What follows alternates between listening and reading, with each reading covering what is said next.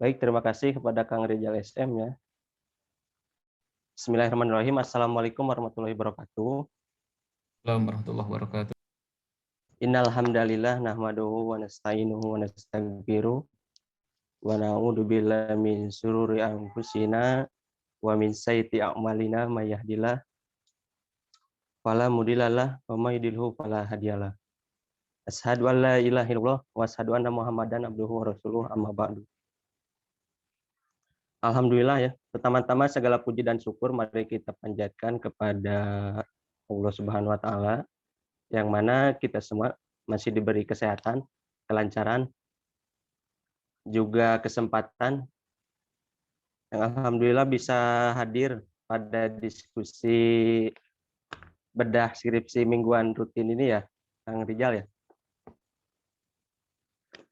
Alhamdulillah ya, semoga kita diberi kesehatan seterusnya di dalam keadaan situasi cuaca yang tidak menentu ini.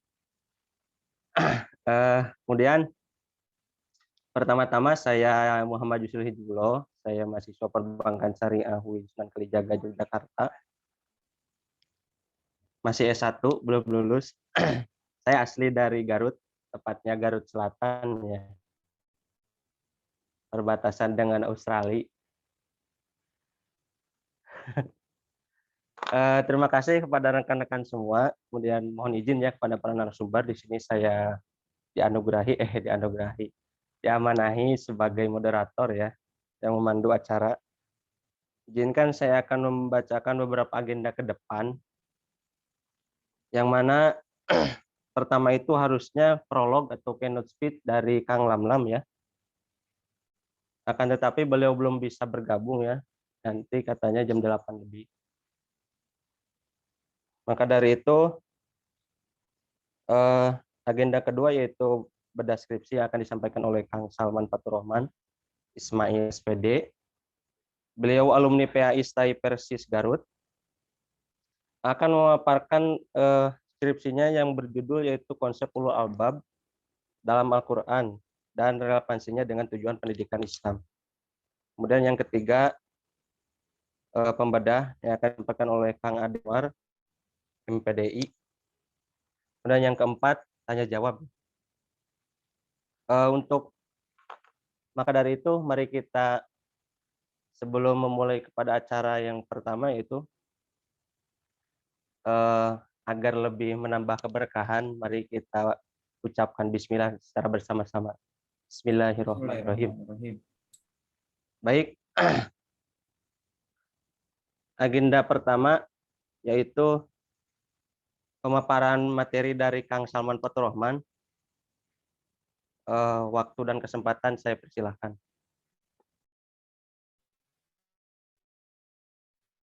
Assalamualaikum warahmatullahi wabarakatuh. Kang Rizal SM dibantu untuk menampilkan.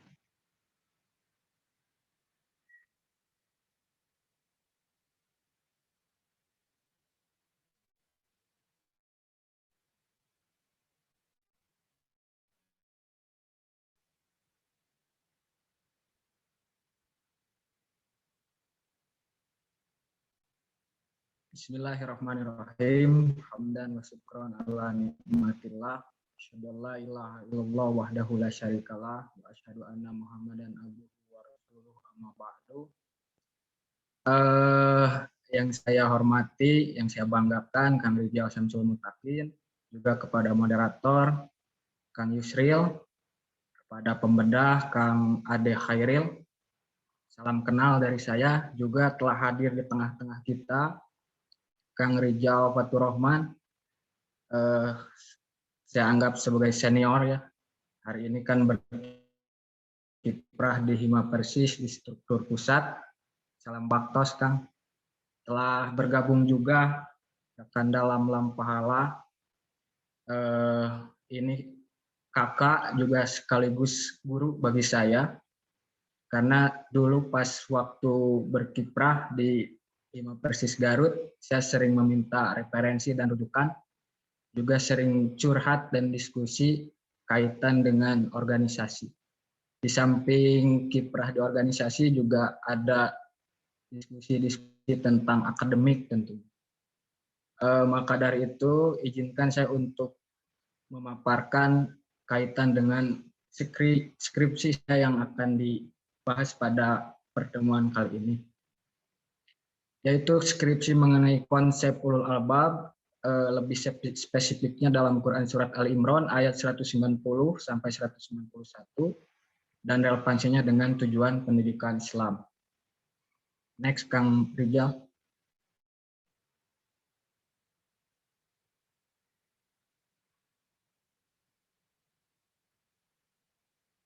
Ini latar belakang. Yang pertama, bahwa berbicara pendidikan itu dalam Islam menghendaki bahwa manusia seutuhnya harus menjadi khalifah di muka bumi.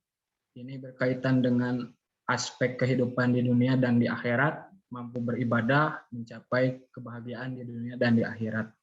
Kalau Prof.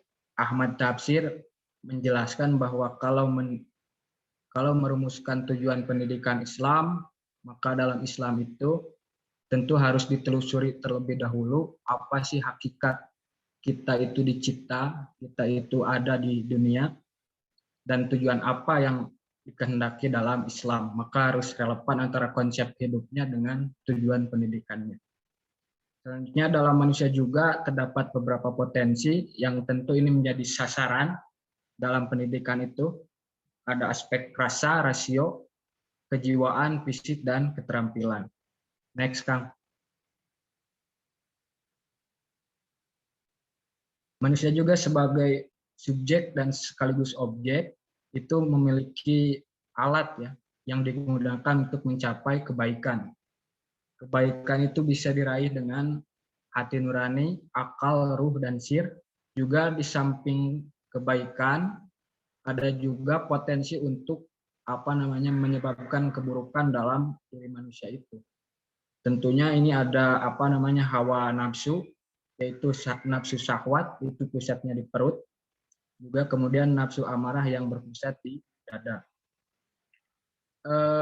Islam itu bertujuan membentuk manusia agar mampu menjalankan fungsi dan perannya sesuai dengan konsep yang ditentukan oleh penciptanya. Dalam Al-Quran itu kalau tidak salah ada inni jailun fil ardi khalifah yang pertama, terus yang kedua itu sebagai hamba itu tentu untuk beribadah kepada Allah Subhanahu wa taala. Nah, dalam Al-Quran juga diekspos ada istilah ulul albab. Ini ekspos sebagai manusia yang sanggup menjalankan fungsi dan perannya. Dia mampu mengelola, mendaya guna anugerah dari Allah, baik dari potensi akal, kalbu, dan nafsu. Selanjutnya, Kang Rijal. Ini untuk rumusan masalah dan tujuan penelitian. Yang pertama, saya cantumkan bagaimana tafsir ulul albab menurut para mufasir. Terus kemudian tujuan penelitiannya itu untuk mengetahui tafsir ulul albab menurut para mufasir. Yang kedua, konsep ulul albab, bagaimana konsep ulul albab yang terdapat dalam surat Al-Imran ayat 190-191. Tujuan penelitiannya untuk mengetahui konsep tersebut, yaitu dalam surat Al-Imran ayat 190-191. Yang ketiga, bagaimana relevansi antara ulul albab dalam surat Al-Imran ini dengan tujuan pendidikan Islam. Itu juga sama tujuan penelitiannya, itu untuk mengetahui relevansi antara ulul albab dalam surat Al-Imran ayat 190-191 dengan tujuan pendidikan Islam. Selanjutnya kita masuk kepada kerangka teoritis atau landasan teoritis. Pertama, kalau berbicara ulul albab ini tentu terdiri dari dua kalimat. Pertama ulu dan yang kedua albab. Ulu itu atau uli berarti zu, yang mempunyai atau yang memiliki. Mempunyai makna yang sama gitu, kepemilikan atau yang mempunyai. Ulu merupakan bentuk jamak yang tidak ada bentuk mufradnya. Sementara istilah albab adalah bentuk jamak dari lub, artinya saripati sesuatu atau inti sesuatu. Kalau dalam tafsir Al-Misbah, Quraisy Shihab mencermati bahwa diumpamakan seperti kacang ya. Ada cangkang dan ada isinya. Jadi isi dari cangkang itu artinya lub, katanya seperti itu. Selanjutnya ulul albab itu juga diartikan sebagai orang yang memiliki kecerdasan dalam akal pikiran, kejernihan hati dalam jiwa, dan memiliki intisari ruh yang senantiasa untuk mengingat Allah Subhanahu wa Ta'ala. Dalam bahasa Inggris ini dalam kalau tidak salah di Hana El Kasis ya, menyebutkan bahwa ulul albab itu man of mind, berpikiran mendalam, man of heart, berperasaan, punya hati, man of intellect, memiliki daya pikir tajam, kuat, man of insight, berwawasan luas, man of understanding, berpengertian akurat dan tepat. Yang terakhir itu man of wisdom, artinya bijaksana, orang yang mempunyai kebijaksanaan. Selanjutnya, kami jawab.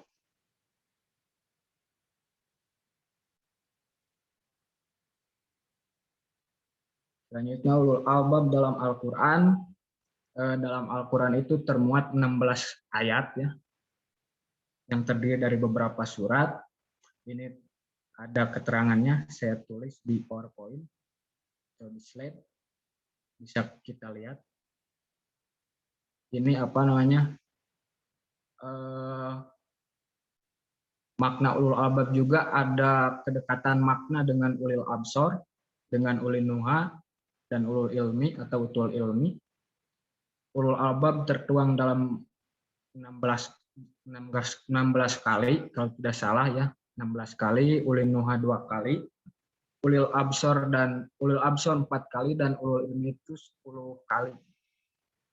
Ulul albab ini 9 ayat diturunkan di Mekah, 7 kali diturunkan di Madinah. Seperti itu.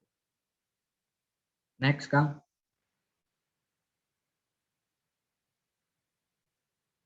Selanjutnya karakteristik ulul albab, 16 ayat yang diturunkan dalam Al-Quran tentu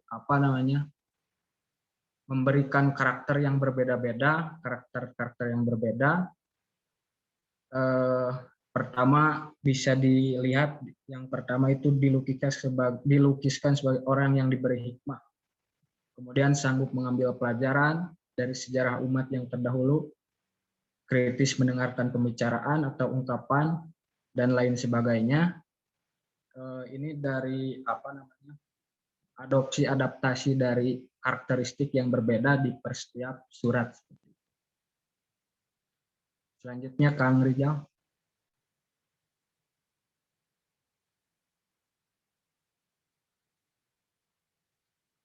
Selanjutnya langkah-langkah pembentukan ulul albab. Saya mengadopsi dan menduplikasi dari karya pikiran Kang Lamlam ya, dalam bukunya ada ulul albab sebagai falsafah gerakan kaum intelektual. Di sana itu dituliskan setidaknya ada 4 aspek, 4 langkah. Pertama, dalam membentuk ulul albab itu yang fundamen, yang dasar itu aspek teologi. Artinya objek yang dikaji dalam teologi ini itu tauhid, dan dalam tauhid itu objek pembahasannya adalah rukun iman yang 6. Selanjutnya aspek hukum Islam, metodologi dan produk. Ini bagaimana cara metodisasi ya, metode bagaimana cara mengkaji menelaah material dan objek itu dengan menggunakan pisau metodologi, kaitannya katanya dengan fikih ini, dan difokuskan kepada 5 aspek atau 5 wilayah, yaitu aspek pendidikan, politik, ekonomi, budaya. Itu di kelima wilayah tersebut perlu kenapa 5 wilayah tersebut menjadi fokus? Karena dengan 5 aspek ini kehidupan umat itu banyak sedikitnya terwarnai dan terpengaruhi. Kemudian penelaahan pada isme-isme silam, aktual dan fenomenal. Seorang ulul albab tentu harus punya wawasan mengenai ini berkaitan dengan apa namanya worldview ya. Isme-isme ini, aliran-aliran ini yang akan membentuk pandangan terhadap seseorang, dan tentu kita sebagai apa namanya, kalau menghendaki sebagai ulul albab tentu harus paham terlebih dahulu mengenai 5 aliran ini tentunya. Zionisme, kapitalisme, komunisme, liberalisme, dan sekularisme. Selain itu karena idealis apa namanya, aliran-aliran ini sudah universal, global, sehingga punya dampak dan pengaruhnya terhadap dunia Islam. Yang keempat itu kurikulum dan narasumber. Tentu apa namanya, keberadaan kurikulum dan narasumber yang capable akan dapat lebih menginternalisasi terhadap individu-individu menghendaki sebagai seorang ulul albab. Selanjutnya Kang Rijal.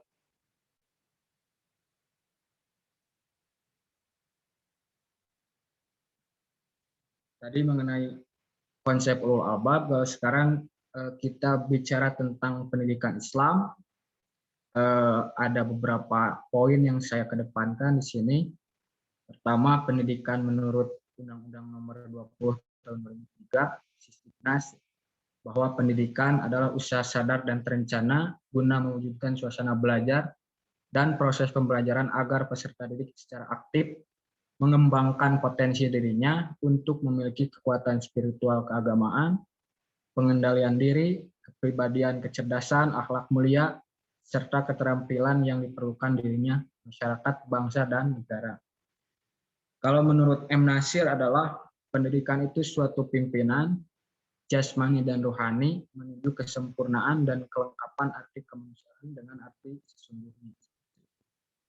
Dalam Islam ada beberapa terma atau beberapa istilah mengenai pendidikan, ada tarbiyah, taklim, dan takdib.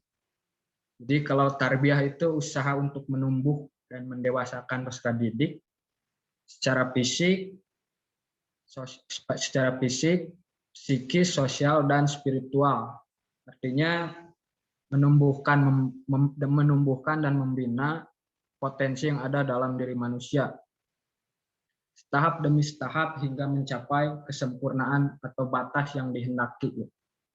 Aspek akal, kemudian psikis, fisik, dan spiritual itu dihendaki dalam tarbiyah. Artinya membina, membimbing, mengawasi. Kemudian kalau taklim itu lebih kepada apa namanya, aspek kognitif katanya. Jadi semisal transfer of knowledge, apa namanya, pemberian ilmu pengetahuan dan informasi, tentunya ini cakupannya hanya sebatas dalam kognitif saja. Kemudian ada takdib.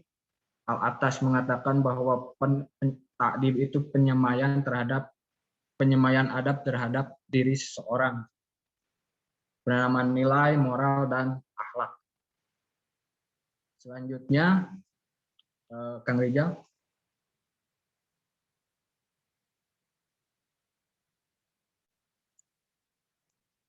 Next, Kang Rijal. Tadi berbicara pengertian atau definisi pendidikan Islam. Sekarang kita menuju kepada dasar tujuan pendidikan Islam. Dasar dalam tujuan pendidikan Islam itu bersumber dari rujukan yang utama. Sebagaimana dalam hadis Nabi mengatakan bahwa aku tinggalkan kepada kalian 2 hal. Jika kalian berpegang pada keduanya, maka tidak akan tersesat selamanya. 2 hal itu adalah kitab Allah dan sunnah Rasulnya. Jadi yang pertama sebagai dasar itu dalam merumuskan tujuan pendidikan tentu bersumber dari Al-Quran, kedua dari hadis. Selanjutnya ada aspek ijtihad. Ijtihad ini adalah digunakan untuk acuan memetakan tujuan pendidikan dalam Al-Quran untuk apa namanya, merumuskan dasar ya, tujuan hidup manusia sebagai acuan untuk memetakan tujuan pendidikan. Biasanya memuat aturan yang tidak bertentangan dengan Quran dan hadis. Ini artinya dalam tataran teknis. Selanjutnya, Kang Rijal.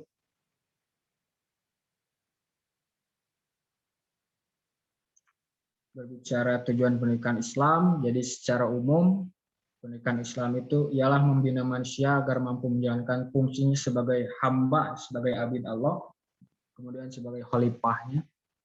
Di samping itu mengembangkan dan membina pula unsur jasmani, akal, dan jiwa.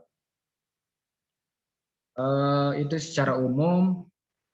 Jadi pendidikan Islam itu tujuannya secara umum adalah untuk mengantarkan manusia sebagai hamba dan sebagai khalifahnya dalam rangka mengerjakan tugas dan fungsinya, perannya juga. Tapi di samping itu pula untuk membina segala potensi yang ada dalam diri manusia secara jasmani, akal, dan jiwa.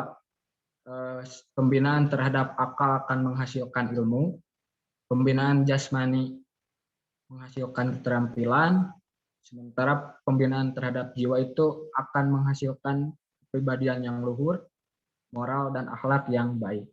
Tapi di samping itu pula ada aspek atau sasaran daripada tujuan pendidikan Islam. Ini meliputi 4 hal. Saya mengutip dari Rama Yulis, katanya bahwa yang pertama, aspek tujuan pendidikan Islam itu aspek jasmani, kemudian aspek rohani dan agama. Ketiga, aspek akliyah, ahdab akliyah atau tujuan intelektual. Yang keempat, ahdab ijtimaiyah, artinya tujuan sosial.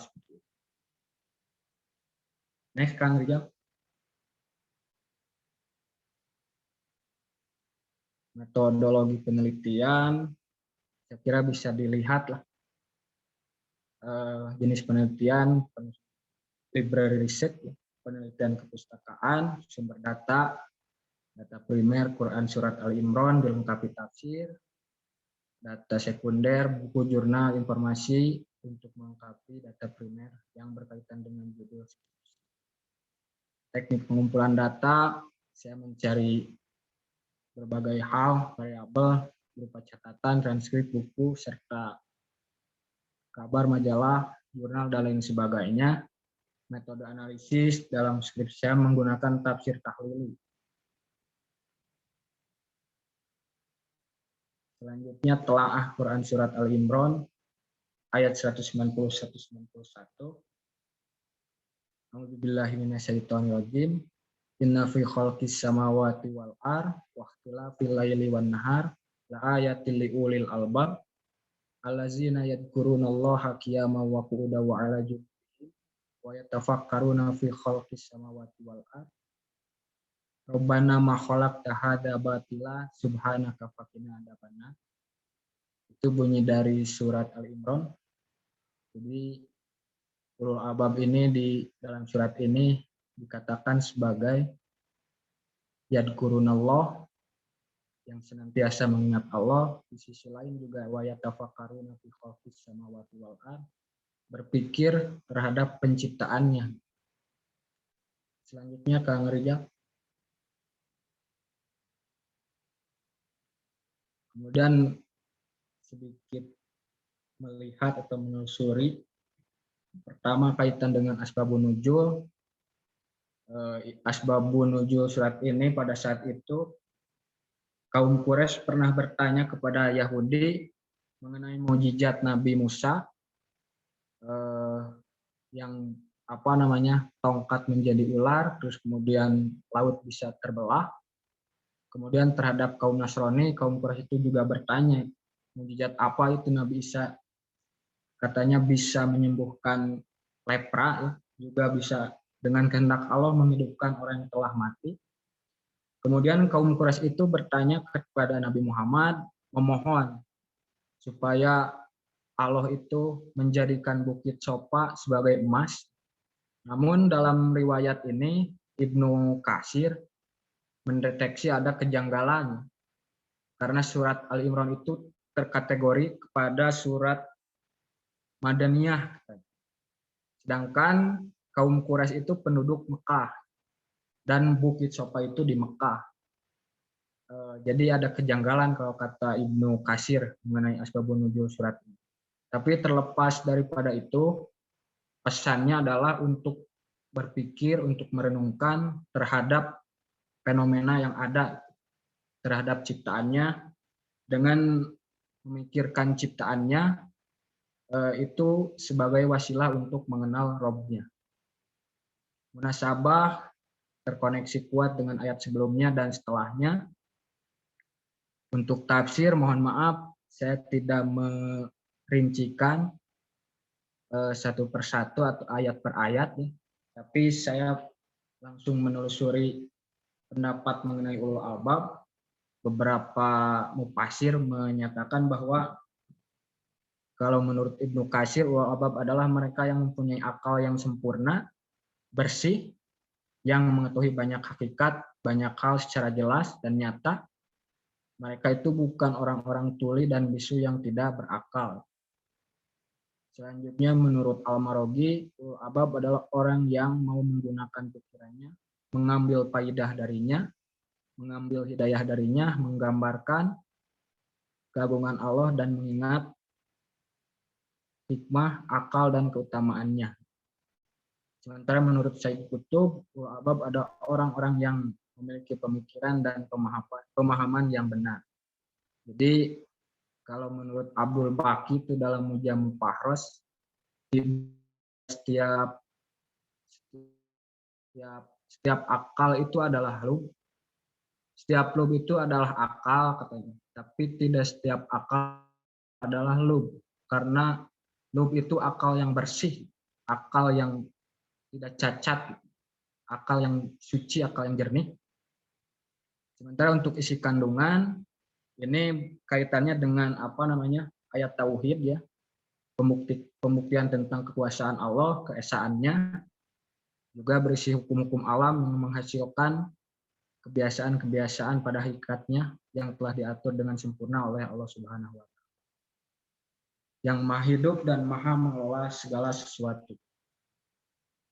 Next, Kang.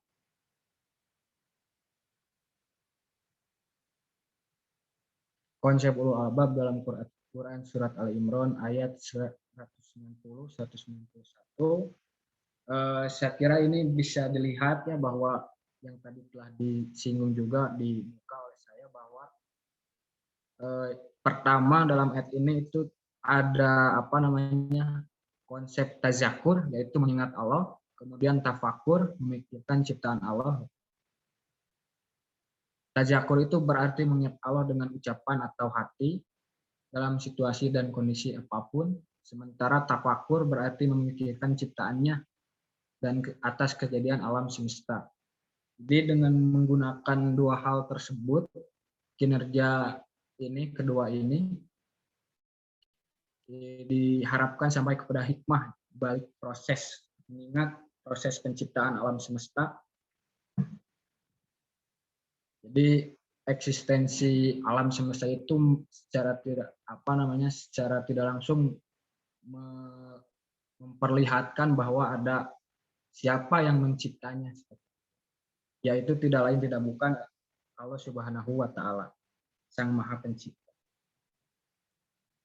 Next, Kang Rijal. Ini mungkin yang terakhir ya. Jadi bagaimana sih relevansi antara konsep ulul albab ini dengan tujuan pendidikan Islam? Saya menemukan beberapa hal. Pertama, konsep ulul albab dalam Quran surat Al-Imran itu terdiri dari dua, ya, tazakur dan tafakur. Yang kemudian saya coba lihat atau cari rumusan-rumusan mengenai tujuan pendidikan Islam. Kalau di pembahasan-pembahasan yang lain, dibahasnya itu mengenai tujuan pendidikan Islam itu menghendaki untuk menjadi khalifah, untuk menjadi hamba Allah dan lain sebagainya.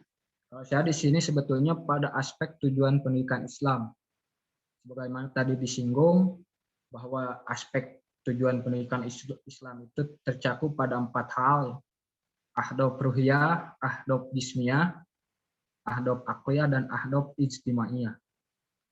Jadi konsep tajakur ini kita padankan dengan ahdaf ruhiyah. Jadi ulul albab dalam surat Al-Imran ini kan yang berzikir ya. Tentu pendidikan ruhaniyah ini sangat relevan saya kira.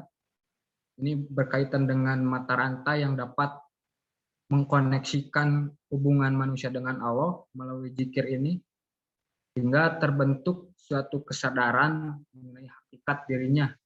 Maka seorang itu bisa mendalami, menghayati keberadaan Allah dan dia juga sadar sebagai hamba. Tentu dalam Al-Quran juga banyak disinggung kalau ingin tenang, ingin tentram harus senantiasa banyak mengingat Allah. Maka kondisi ketentraman dan lain sebagainya itu saya kira sangat relevan dengan ahdaf ruhiyah ini. Kemudian tajakur kepada ahdaf jismiyah, ini saya mendapati ya di suatu tafsiran menurut Pak Harudin Ar-Raji bahwa qiyama wa qu'uda wa ala junubihim itu secara tidak langsung mengisyaratkan ibadah anggota badan. Maka diumpamakan seperti sholat. Sholat kan ada takbiratul ihram, berdiri, terus kemudian sujud dan ruku, salam dan sebagainya. Ini juga punya hikmah pendidikan jasmani ya di balik gerakan-gerakan tersebut. Dalam sebuah tinjauan medis katanya, posisi berdiri atau saat mengangkat tangan itu punya hikmah medisnya. Jadi saya kira masuk kepada ahdaf jismiyah. Kemudian tafakur artinya berpikir, ini kepada acuannya, relevansinya kepada ahdaf aqliyah. Karena dengan akal ini, fungsi akal itu membantu jiwa untuk bisa lebih mendekatkan diri kepada Allah, juga kemudian bisa mendorong untuk membenci segala bentuk penyimpangan, menahan diri dari syahwat dan kebodohan oleh akal itu. Maka tujuan pendidikan Islam menghendaki adanya pendidikan pada aspek akliyah. Sementara yang terakhir ahdaf ijtimaiyah. Jadi kalau menurut Bloom itu ada 3 domain ya, kognitif, afektif, dan psikomotorik. Dalam kecerdasan kognitif itu menghendaki ada kecerdasan IQ, EQ, dan SQ. Di sisi IQ ini adalah tercakup hubungannya mengenai sikap empati dari seseorang. Jadi arahnya itu kepada hubungan sesama, kepada manusia. Kan ijtimanya itu sosial ya. Maka dalam surat Al-Imran pun disebutkan bahwa terhadap penciptaan alam semesta gitu kan, itu mencakup pendidikan sosial, artinya bukan hanya kepada langit dan bumi, tapi di dalamnya juga terkandung hubungan kepada masyarakat. Maka saya kira relevan sekali tafakur dengan ahdaf ijtimaiyah tersebut. Barangkali itu yang bisa dikedepankan. Mohon maaf atas segala keterbatasannya. Saya juga sebetulnya banyak yang lupa kaitan dengan skripsi ini, tapi mudah-mudahan tidak mengurangi keberkahan kita berdiskusi pada kesempatan kali ini. Waktu saya kembalikan ke tangan moderator. Ya baik, terima kasih kepada Kang Salman Faturrahman ya, yang sudah memaparkan isi skripsinya tentang konsep ulul albab dan pendidikan Islam. Terima kasih sekali lagi. Berhubung ini ya, Kang Lamlam sudah ada di meeting Zoom ini. Assalamualaikum Kang Lamlam. Selamat malam Kang. Kang Lamlam, halo. Ya, halo. Alhamdulillah ya sudah bergabung Kang Lam Pahala.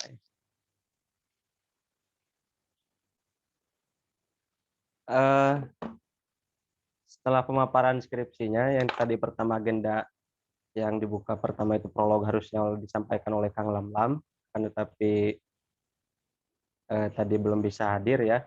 Kemudian pemaparan dulu skripsinya tadi sudah disampaikan oleh Kang Salman.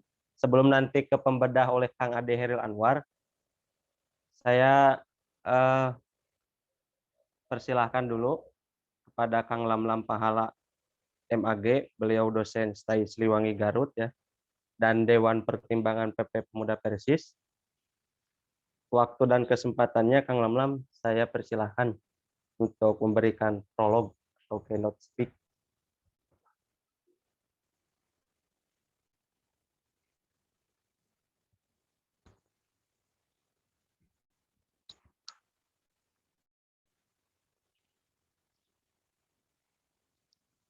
Gimana Kang Rizal?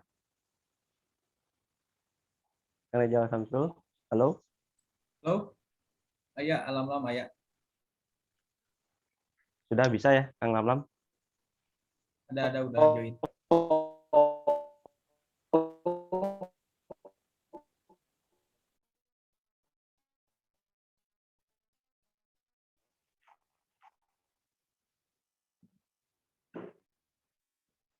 Halo, Assalamualaikum. Ya, Iya, waalaikumsalam. Halo. Waalaikumsalam Kang Lam, Waalaikumsalam. Waalaikumsalam warahmatullahi wabarakatuh.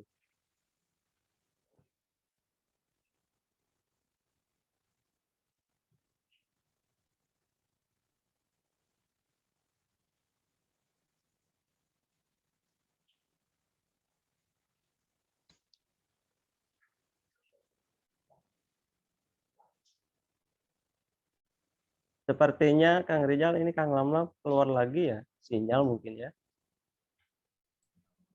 Ya, dari tadi keluar masuk katanya dari jam 8 itu nggak stabil. Atau ya mungkin itu apa ya, kendala itu ya, sinyal nggak stabil ya. Gimana Iya. Kang Rizal, apa saya persilahkan kepada pembedah ya, Kang Ade Heril Anwar atau gimana ya? Biar nanti jadi apa, Kang Lam itu sebelum tanya jawab berarti ya penyampaiannya. Bentar, barangkali Kira-kira gimana? kita tunggu sebentar kalau alam Siap, dari tadi baik soalnya kalau dia masuk keluar gitu. ya itu mungkin apa ya, sinyal ya. Bisa dimaklumi lah kan kalau Zoom online seperti ini ya. Ya, Meeting faktor Zoom ini cuaca kan kayaknya. faktor cuaca bisa jadi. Garut kan dingin ya.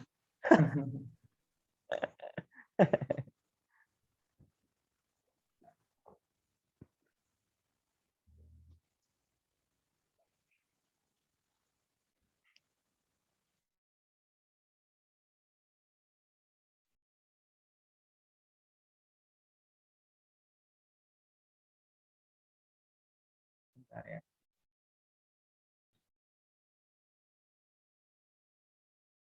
Kayak nggak apa-apa digeser dulu aja. Tril. Udah geser dulu ke pembedah gitu ya, Geser dulu Rizal aja. ya. Ya.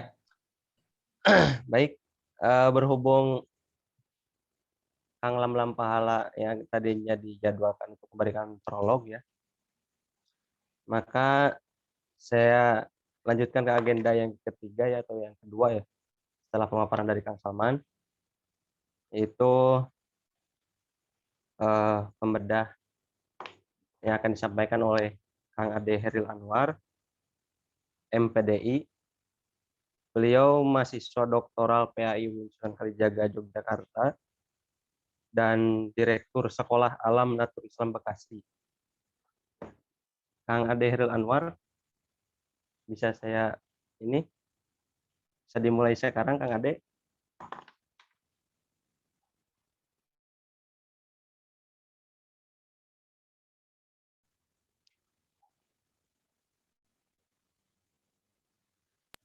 Waalaikumsalam. Ya. Ada ngopi heula itu. Oh, mohon Kang. Ini tadi kan tadinya mau Kang Alam dulu tapi beliau keluar masuk ya. mungkin Hmm. kendala sinyal. Makanya saya akan langsung disilahkan kepada Kang Ade Lanwar ya sebagai pembedah. Oh, sim kuring lah. Ya, nanti Kang Ala setelah masuk Kang tuh, Ade Kang Ala masuk. masuk, Coba dicoba duluan. Khawatir beliau sudah ada agenda lain. Kang Lamlam, Assalamualaikum. Bisa suara saya bisa didengar? Enggak.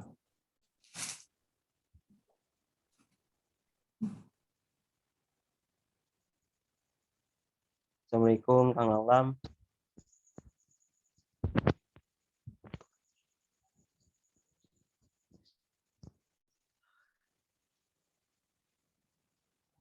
Sepertinya masih ini ya.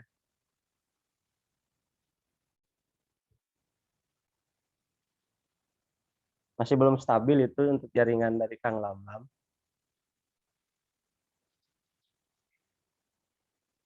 Belum stabil Kang Ade itu jaringan Kang Lamlam. Gak apa-apa biar Ade dulu ya.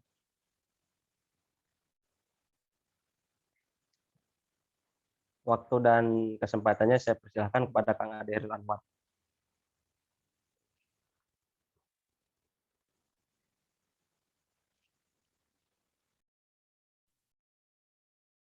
Bismillahirrahmanirrahim. Assalamualaikum warahmatullahi wabarakatuh. Waalaikumsalam warahmatullahi wabarakatuh. Alhamdulillahirabbil alamin wa bihi nasta'in wa ala umuri dunya waddin. Wassalatu wassalamu ala asrafil anbiya'i wal mursalin wa man tabi'ahum bi ihsanin ila yaumiddin. Asyhadu an la ilaha illallah wa asyhadu anna Muhammadan abduhu wa rasuluh. Amma ba'du. Rekan-rekan halaqah Zumiyah yang dirahmati Allah Subhanahu wa taala. Syukur alhamdulillah pada kesempatan malam hari yang luar biasa ini kita masih diberikan kesempatan untuk bisa berdiskusi ya. Dan alhamdulillah tadi sudah dimulai oleh Kang Salman Fatur Rahman selaku penulis skripsi dengan judul Konsep Ulul Albab dan dalam Al-Qur'an dan relevansinya dengan tujuan pendidikan Islam. Beliau menulis skripsi ini tahun 2019 ya, Kang. Masya Allah ya, sudah jadi sarjana 2 tahun. Oke, kedua kalinya selawat serta salam semoga senantiasa tercurah limpahkan kepada Nabi Muhammad Sallallahu Alaihi Wasallam sebagai sosok pribadi yang mulia di hadapan Allah dan terhormat di kalangan manusia. Teman-teman yang dirahmati Allah SWT, saya berapa menit, Kang Yusril? 15 menit sampai 20 Oh menit. iya, Cukup. siap. Mudah-mudahan bisa kurang dari itu ya. Mau lebih juga nggak apa-apa, biar Baik, lebih ya. tuntas juga. Oke. Baik, pertama mungkin saya ucapkan selamat dulu ya atas gelar akademik sarjana pendidikan Islamnya kepada Kang Salman Fatur Rahman. Karena memang skripsi yang baik adalah skripsi yang selesai, Kang. Dan buku yang tidak selesai itu biasanya buku yang idealis gitu. Itu kata teman saya namanya Hadi Nur Ramadan begitu. Baik rekan-rekan sekalian, mungkin malam ini tadi saya lihat Kang Salman sudah menjelaskan lebih rigid ya, konkret terkait dengan konsep albabnya, kemudian tujuan pendidikan Islam begitu. Itu dari sisi objek material ya. Mungkin hari ini saya akan lebih fokus pada objek formilnya. Kira-kira yang ya menurut hemat saya itu ada semacam problem metodologis begitu. Dan tentu di sini saya sebagai pembedah itu kan biasanya punya pisau ya, punya gunting begitu untuk mengiris ya. Di sini saya tidak akan banyak menggunakan teori, Kang Salman, Kang Rijal, dan rekan-rekan yang lain. Hanya akan menggunakan pendekatan supervisi saja ya. Di mana di supervisi itu nanti ada 3 hal yang perlu di underline, di garis bawahi. Pertama yang berkaitan dengan catatan, yang kedua itu temuan, dan yang ketiga adalah rekomendasi. Jadi ini saya mencoba untuk memotret skripsi Kang Salman dari sudut pandang ya kira-kira mendekati ideal begitu. Oke, saya boleh share screen ya, Kang Yusril? Boleh. Baik. Monggo.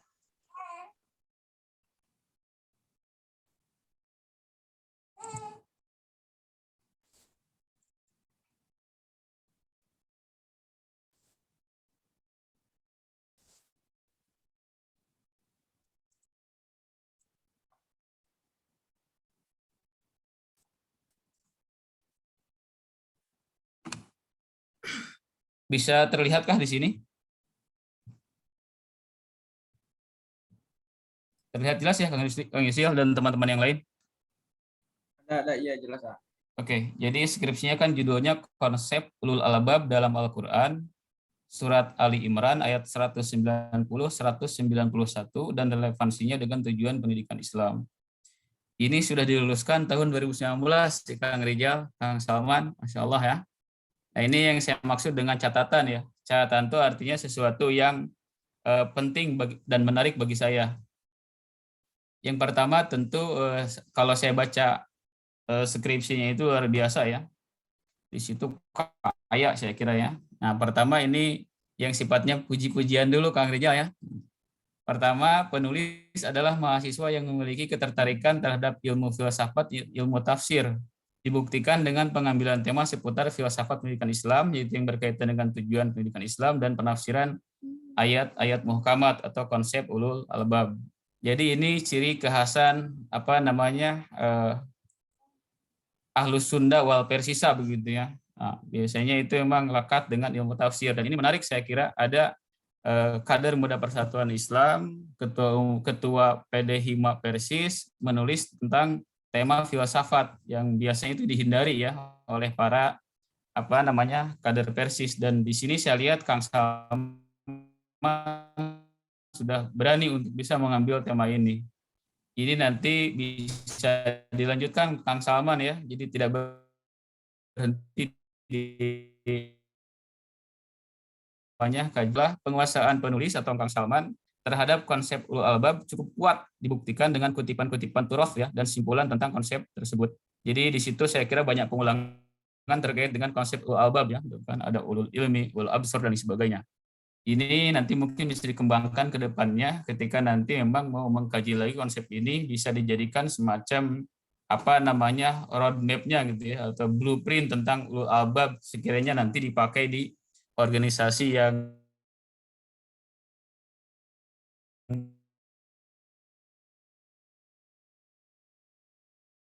ya dari generasi muda Persis ya konsep ulul albab gitu. Sekarang ini kan yang menggaungkan ulul albab begitu. Oke, kemudian yang ketiga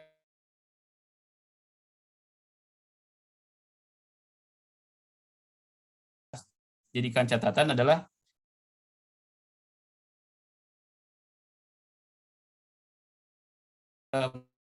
penelitian ini lebih cenderung menggunakan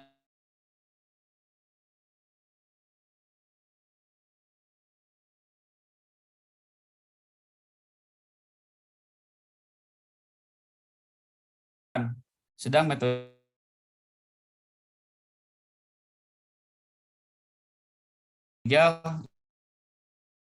lanjut ya. Nah, itu yang berkaitan dengan catatan. Nah, yang kedua ini kira-kira temuan ya menurut dalam perspektif metodologi penelitian ya. Ini mungkin bisa nanti dikoreksi oleh teman-teman yang dalam proses penyelesaian skripsi atau tesis. Yang pertama yang saya lihat adalah dari sisi latar belakang masalah Kang Salman ya.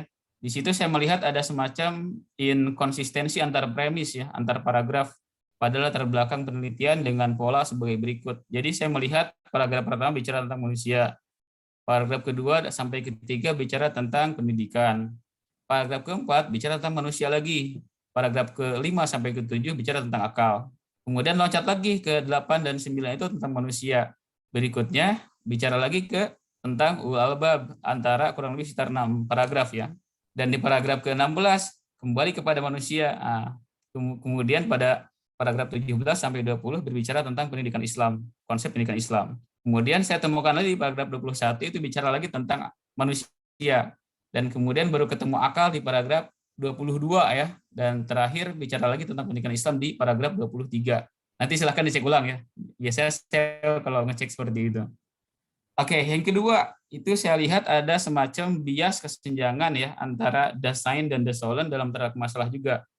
Di mana saya tidak menemukan ada paragraf yang secara khusus membahas tentang kegelisahan akademik penulis tentang tema yang diangkat dalam penelitian ini dan mengapa tema tersebut layak untuk diteliti. Jadi anomalinya di mana saya tidak menemukan di latar belakang masalah itu. Kebanyakan di situ banyak kutipan-kutipan mufassirin juga di latar belakang masalah. Nah, yang ketiga ini saya tidak melihat, tidak ditemukan adanya batasan mufassir. Kitab tafsirnya apa, kemudian ya misal contoh ada mufassirin klasik atau mufassirin kontemporer, atau misalkan di situ dibatasi dengan komparasi klasik kontemporer dengan mufassir A, mufassir B, kemudian kitab tafsir A, kitab tafsir yang lainnya. Oke, berikutnya yang keempat ya, ini dari sisi ilmu tafsirnya gitu kira-kira ya. Tidak ada juga batasan tentang metode penafsiran ya. Metode penafsiran kan banyak ya terkait dengan interpretation itu kan dari barat, bahkan sekarang sudah ada juga mencoba melakukan penafsiran terhadap teks Al-Qur'an. Saya hanya melihat adanya kutipan bahwa data yang diinventarisir itu berupa tafsir tahlili dan tafsir maudu'i, sehingga sulit untuk mengidentifikasi signifikansi dan kontribusi keilmuan dari penelitian ini begitu. Jadi kira-kira apa nanti signifikansinya apa, kontribusinya apa gitu kan. Sekira nanti dipraktikkan ataupun dibuat konsep ya gitu kan. Jadi ada konsepsi itu ya. Kemudian ada juga praktiknya seperti apa, itu menjadi bias begitu. Oke, yang berikutnya tidak ditemukan teori ulul albab dan teori tujuan pendidikan Islam yang dikutip dari intelektual muslim kontemporer dan atau representasi orang Islam populer semisal Persis ya. Ustadz Dr. Haris Muslim itu pernah ceramah tentang konsep ulul albab, dan pada ceramahnya itu beliau menyamakan antara ulul albab, ulin nuha, kemudian ulil absor, kemudian dengan ulil ilmi gitu ya. Nah, itu nanti bisa dikutip di situ saya kira. Muhammadiyah juga bisa dicek lagi ya teman-teman. NU sekarang ya kayak semacam profesor sesuatu yang di New Zealand tuh Ibrahim itu sebenarnya. Ada yang tahu nggak yang dari NU tuh? Beliau banyak cerita tentang itu. Coba lagi Nadir Shah Hussein, sorry ya, anaknya Profesor Ibrahim Hussein. Kemudian juga ada Ayang Utriza Yakin, beliau pernah nulis juga tentang konsep-konsep ulino ulul albab gitu ya. Kemudian Dewan Dakwah ya, Pak Nasir itu salah satu orang yang banyak mengutip tentang itu. Kalau di sini saya contoh misalkan ada Salafi misalkan ya, ataupun yang lainnya. Contoh kalau orang-orangnya saya tulis di sini misalkan Adian Husaini, di dalam salah satu buku yang berkaitan dengan pendidikan Islam, beliau pernah kutip tentang ulul albab. Kemudian Profesor Hamid Fahmi Zarkasi ya, beliau juga menulis pernah berceramah seputar konsep ulul albab. Kemudian kalau kita tarik agak jauh di ITB itu ada Dr. Imaduddin Abdurrahim ya, sekarang banyaklah anak buahnya gitu. Nasir, kemudian Hamka ya. Kemudian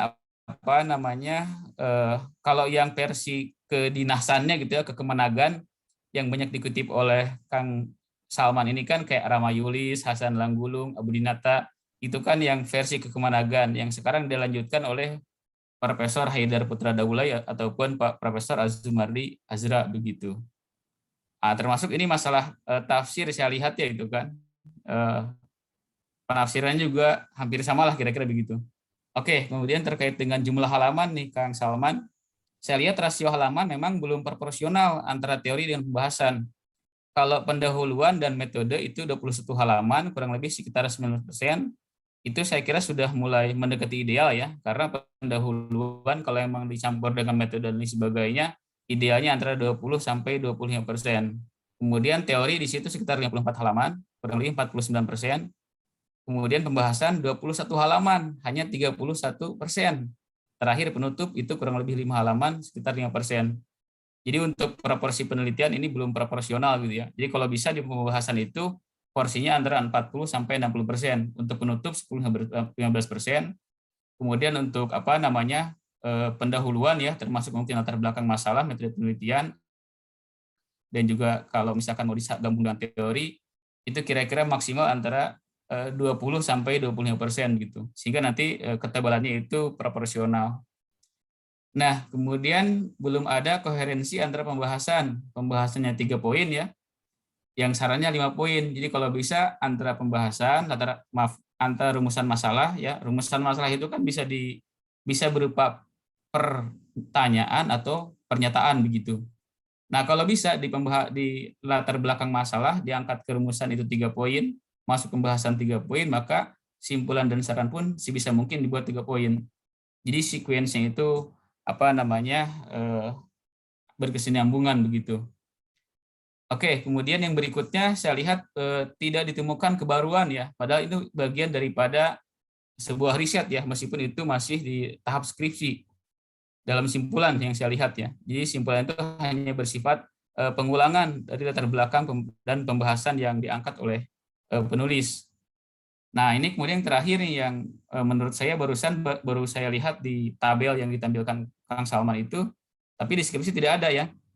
Jadi kan ini penelitiannya jenis dan pendekatannya itu kan jenisnya penelitian ini ya, studi kepustakaan ya, dengan pendekatan kualitatif begitu.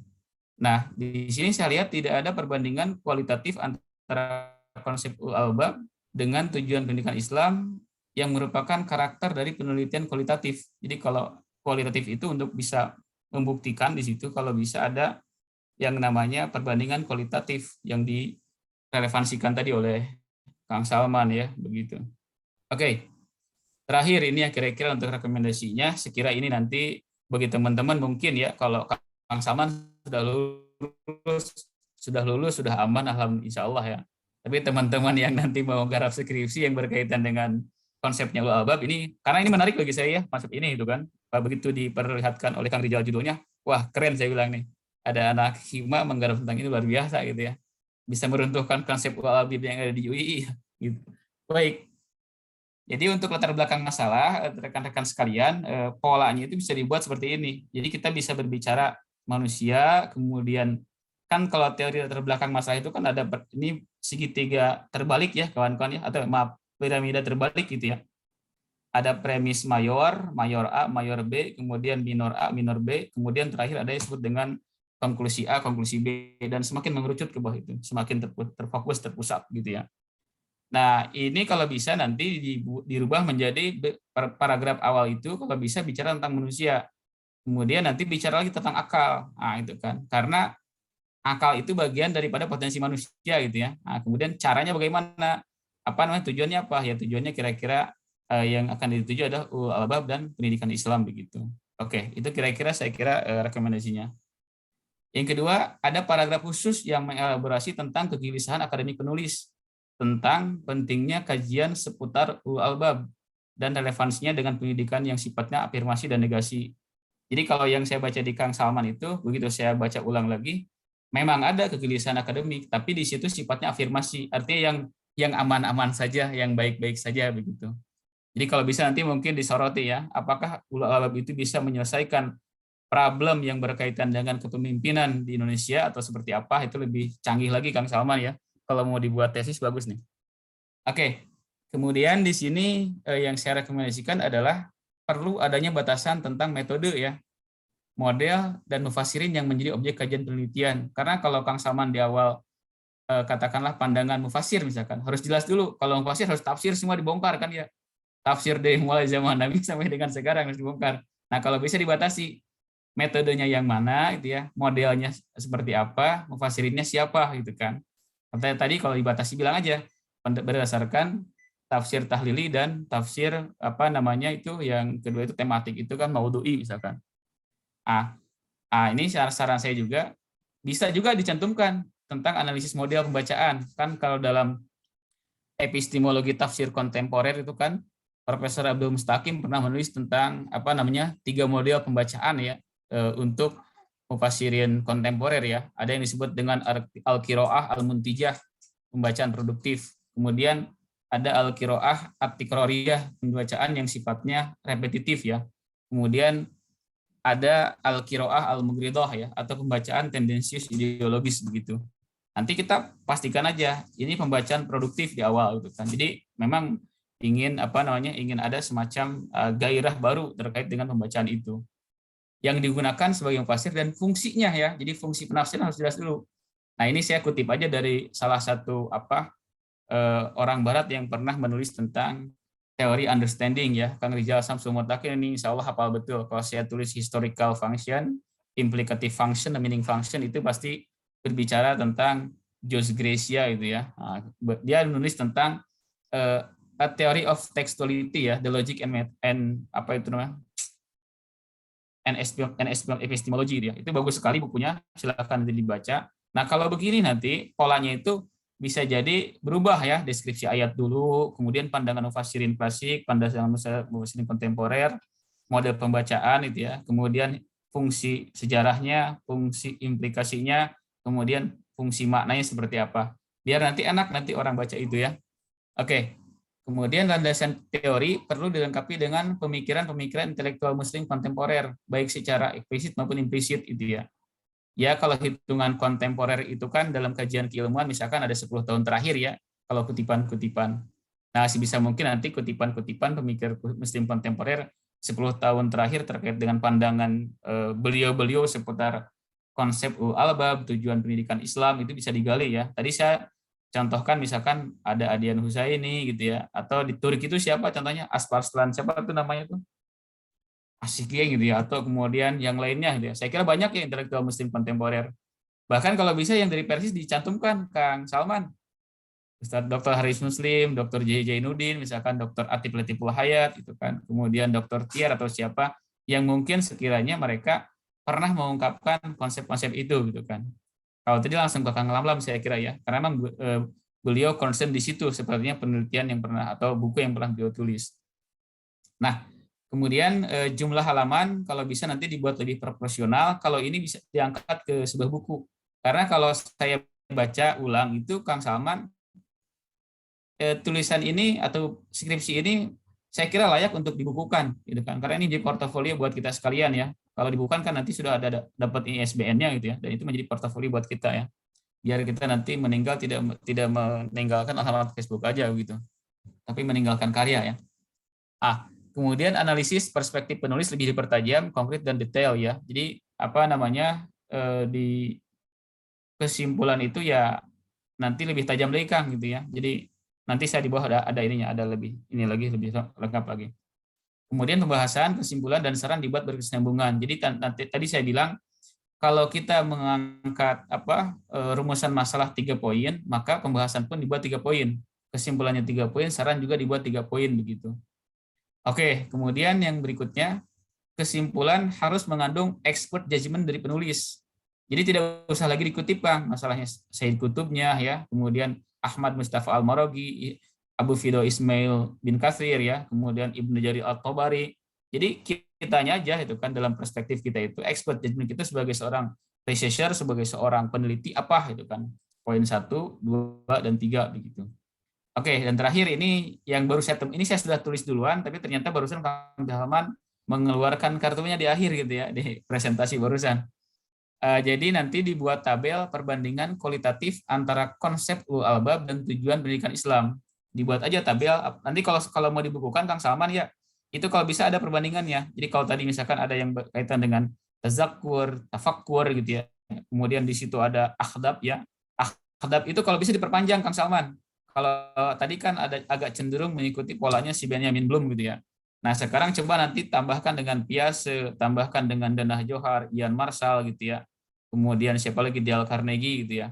Taufik Pasyak ya. Kalau itu kan aliran-aliran apa namanya ilmu apa tuh psikologi gitu ya, itu kan. Ilmu psikologinya itu nanti dipertajam lagi di situ gitu kan. Panjang ya. Sekarang itu domain itu tidak hanya berbicara masalah knowledge, skill, and attitude, tapi ada yang lain ya, ada yang sampai 6 sampai 7 gitu kan. Nanti mungkin bisa diperkaya dengan itu begitu. Tapi saya lihat secara umum skripsi ini memang layak untuk diangkat menjadi sebuah karya Kang Salman ya, karena di situ sudah kaya dari sisi objek material Kang Salman. Tinggal nanti dipertajam lagi di objek formil atau kerangka metodologisnya. Saya kira begitu Kang Yusril dan rekan-rekan sekalian. Mudah-mudahan bermanfaat. Terima kasih. Assalamualaikum warahmatullahi wabarakatuh. Waalaikumsalam warahmatullahi wabarakatuh. Alhamdulillah, terima kasih banyak jazakallahu khairan katsiran kepada Kang Adirul Anwar ya yang sudah memaparkan hasil bedah dari sudut pandang beliau ya. Sangat tajam, sangat akurat, sangat sistematis ya. Begitu kalau diibaratkan ini ya apa ya, kalau seorang dokter bedahnya itu ini per bagian gitu kan. Wow, sangat terbaik. Sangat hebat. Sekali lagi terima kasih. mengenai pemaparannya. Gimana Kang Rizal? Kang Rizal Samsul? Kang Lamlam barusan masih cari-cari tempat katanya. Jadi Saya cari tempat untuk di Zoom-nya itu ada tulisan error K5 katanya. Saya coba ini dulu kata saya Kang, disuruh di restart dulu. Mudah-mudahan nanti setelah ini saya join. Jadi ke sesi tanggapan dulu aja, sesi tanggapan. Nah, nanti kalau Alamlam masuk baru kasih space buat berbicara gitu. Baik, siap. Terima kasih Kang Rizal. Berhubung Kang Lamlam yang akan memaparkan belum bisa ini ya bergabung secara optimal ya. Kepada rekan-rekan yang itu ada serius. Gimana? Alamlam itu ada. Assalamualaikum Kang Lamlam. Suara saya bisa terdengar?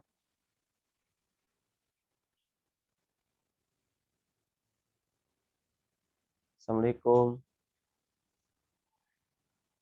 Belum bisa mendengar kayaknya Kang Rizal. Kang Lamlam. Oh iya, tapi udah join ya. Bentar. Assalamualaikum Kang. Atau kita sambil berjalan aja ya, siapa tahu nanti kan rekan-rekan yang hadir di Zoom malam hari ini. Oke, boleh sambil jalan aja, sambil jalan. Siap. Kemudian sesi ketiga ya, rekan-rekan sekalian yang hadir di meeting Zoom pada malam hari ini.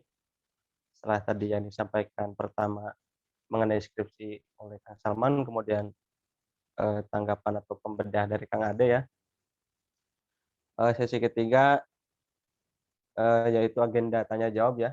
Akan tetapi saya besar harapan sebelum lebih cenderung ke apabila ada tanggapan lain atau sudut pandang lain itu boleh diutarakan.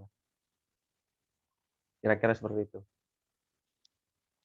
Baik, rekan-rekan sekalian, sesi tanya jawab dan tanggapan atau pandangan dari sudut yang lain dari rekan-rekan sekalian, saya harap ditunggu ya. Mulai dari siapa? Kang Rizal. Kang Rizal SM atau ada siapa ini? Kang Rizal Asad boleh? Atau Mbak Nurul, ini ada Mbak Nurul Gibrat.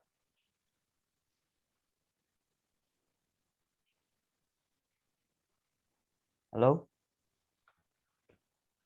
Sesi tanya jawab saya dibuka ya. Atau ada tanggapan lain boleh. Pandangan lain maksudnya. Dari Kang Rizal Samsul Mutakin, gimana?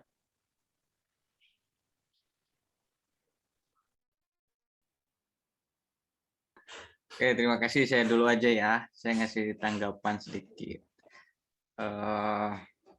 Saya cuma ini ya, jemput bola tawaran dari Aanhar aja ya. Karena kebetulan kan skripsi Kang Salman ini udah masuk ke jurnal ya. Jadi beberapa waktu yang lalu saya sama Kang Salman udah coba rangkum skripsi itu supaya bisa masuk ke jurnal gitu ya. Udah disubmit ke jurnal ya Kang Salman ya. Jadi kiraan terbit itu bulan apa Kang? Antara Januari atau Februari ya tahun depan lah gitu. Nah, namun kalau ada tawaran dari Aanhar ya untuk dibukukan, nah dibukukan saya lebih menarik kayaknya gitu ya Kang Salman kalau misalkan seandainya buku itu skripsi itu diedit ulang lah ya, diedit ulang memenuhi standar buku. Jadi artinya kenapa tidak kalau misalkan kan udah masuk ke jurnal dirubah atau diedit untuk nanti terbit jadi buku juga gitu loh. Ini menarik. Di satu sisi selain memang untuk jadi karya pribadi lah katakan Kang Salman. Ini untuk intern organisasi Hima Persis juga menjadi nilai plus loh gitu, karena memang sejauh ini kan referensi tentang ulul albab yang menjadi katakan tagline-nya Hima Persis itu kan belum begitu banyak lah ya.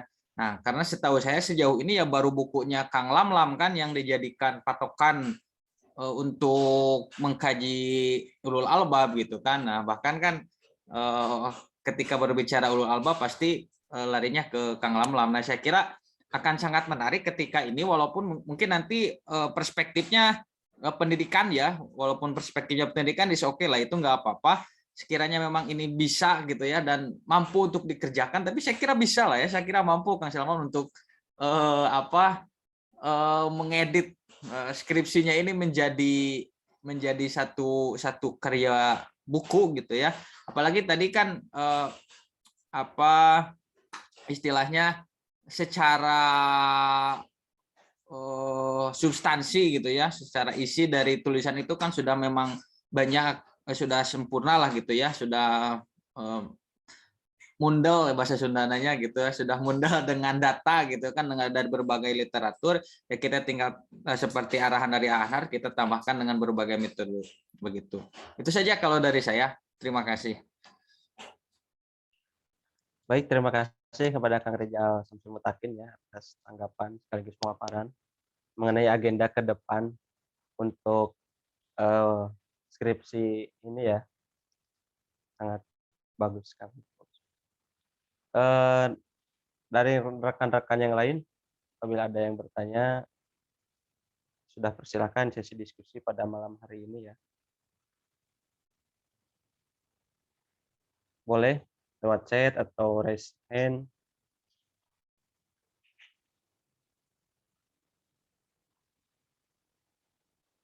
Mas Rizal Asad, boleh?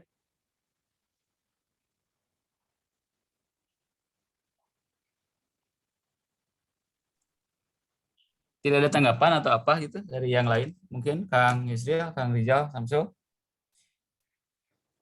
Kalau tidak kita ngobrol aja Kang Rizal ya. Jadi intinya gini Kang Salman, memang betul ya kalau secara eksplisit tadi sudah disampaikan oleh Kang Rizal gitu ya. Jadi di Hima gitu ya, kalau antum memang aktif di situ dan intens begitu. Di sini ada senior kita sekalian Kang Lamlam. Setidaknya nanti buku tersebut minimal semacam jadi IJDK kan kalau di kami itu ya. Indeks Jati Diri Kader, kami gitu ya. Nah, sekarang tuh jarang direvisi teman-teman. Dan itu pun mengutip kan ya, itu kan dari mulai apa tuh namanya Salimul Aqidah, Sahihul Ibadah itu ya, Ikhlas Sunniyah itu ya, Qawiyul Jismi dan lain sebagainya itu kan. Atau teman-teman yang aktif di HMI itu kan ada NDP ya, nilai-nilai dasar perjuangan begitu. Nah ini Kang Salman kalau ini mau dielaborasi lebih jauh, kalau tadi saya bilang konkret ya, rigid dan lain sebagainya, kemudian expert judgment kita setelah kita mengkaji beberapa mufassirin, metode penafsiran, maka insya Allah mungkin nanti kira-kira akan sama seperti NDP kalau enggak di IJDK di kami begitu. Ya, Hima kan belum ada gitu ya. Nanti yang saya bilang tadi di awal, Kang Rijal, kalau udah ketemu formulasinya tuh, challenge 3 itu kan. Challenge kemudian ya Kang Salman mewakili Hima gitu kan. Punya apa tuh namanya konsep ulul albab, nanti kemudian anak-anak kami membawa dengan IJDK-nya, HMI dengan NDP-nya begitu. Kan keren gitu loh. Ya, jadi kalau Kang Salman bersedia, saya kira ya, kalau Kang Salman bersedia ngedit, saya kira Anhar pun tidak keberatan jadi editor itunya ya. Oh siap. Kalau Kang Salman bersedia, insya Allah saya siap supply data tentang tafsirnya, insya Allah. Iya. Bagian eksekutor kita mah sama Rizal lah Kang Ade. Mohon arahan. Siap. Saya juga betul Kang Rizal kan baru 1 orang ya kan Kang Lamlam aja kan yang udah nulis tentang Alawi itu. Ya betul, makanya betul, kan? Kalau ini misalkan Kang Salman bersedia, saya siap dukung dan siap supply data gitu, karena memang baru 1 gitu setahu saya tentang ulul albab ini.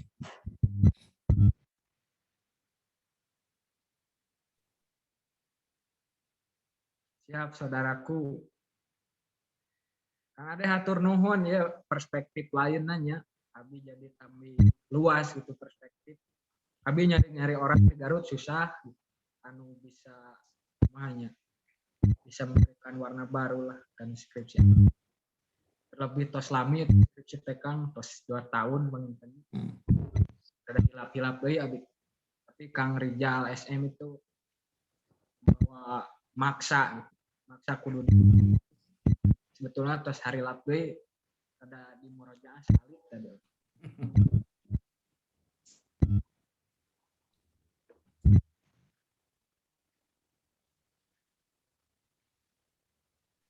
Disegerakan eksekusi Kang Salman. Yang sama bisa elemen baru lah, energi baru lah. Ruh baru ya. Ruh aspek ahdaf ruhiyah. Apalagi Kang Rijal Samsul Mutakin sudah bersedia dari sisi ini ya, tafsir dan hadis gitu ya, Ya, untuk Saya- menguatkan. SM itu sama-sama sudah purna di Hima Persis sebetulnya. Memilih jalan yang sama pokoknya. Nah justru itu, ketika sudah purna, alangkah lebih baiknya kan meninggalkan sebuah heritage ya, karya kan gitu, biar nanti kan apa ya, jadi acuan untuk teman-teman generasi selanjutnya gitu kan. Bagus justru kalau menurut saya ya Kang Salman. Jadi ketika antum menulis ini kan katakanlah masih menjadi insider gitu ya. Kemudian sekarang direvisi itu dalam kondisi outsider. Itu justru lebih kaya lagi kalau menurut saya. Maksanya.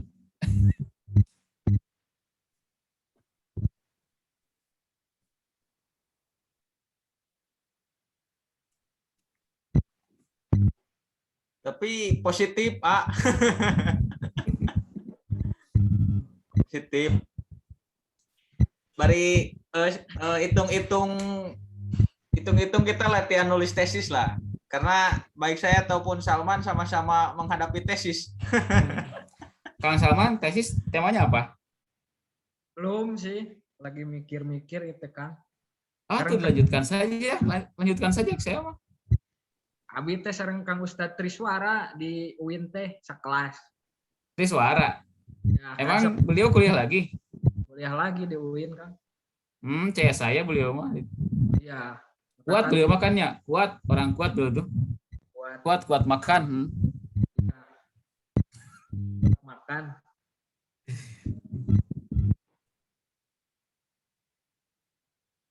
Ahlul aqli wal basri gitu ya.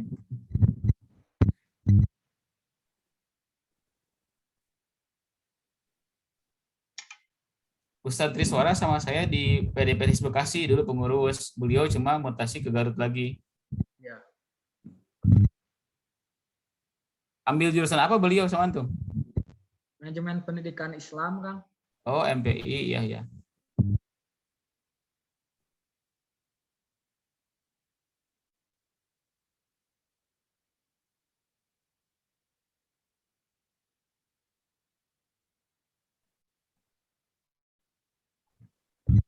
Ini keluar lagi Kang Lamlam ya, Rijal Samsul, masih belum ini.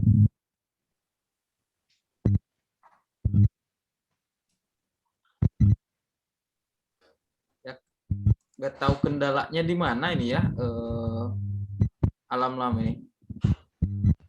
Jadi katanya kuota penuh, terus sinyal juga 4G tapi kelempar terus, jadi begitu masuk langsung kelempar keluar gitu loh. Gak tahu kendalanya apa gitu ya. Ini paling apa namanya Zoom-nya Kang. Jadi Ya, Zoom beliau bisa jadi ya belum diupdate itu kan. Banyak belum sih. Oh, nah itu udah gabung. Atau mungkin Zoom-nya bukan Zoom yang pro gitu kan. Banyak sih sekarang problemnya. Oh, coba tuh masih connecting to audio.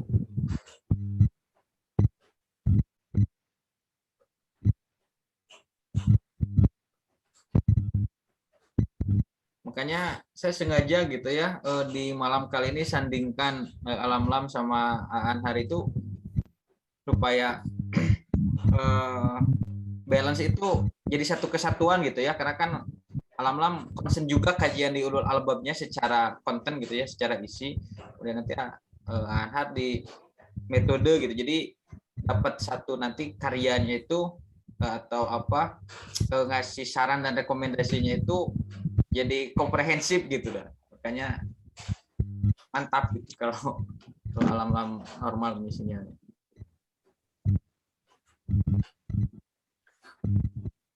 Ya betul Kang Rizal, sangat sayang sekali ya. Apalagi tadi dari pemaparan skripsi Kang Salman kan Kang Lam banyak dimension ya, apalagi tidak jadi rujukan juga. Ya. Ya barusan juga saya sambil WA-an sama Alam-Lam. Katanya saya juga mau dengar pemaparan Salman, soalnya dia partner diskusi katanya. Banyak interaksi dulu lah dari albab dengan beliau. Saya off kamera ya sambil ngasuh.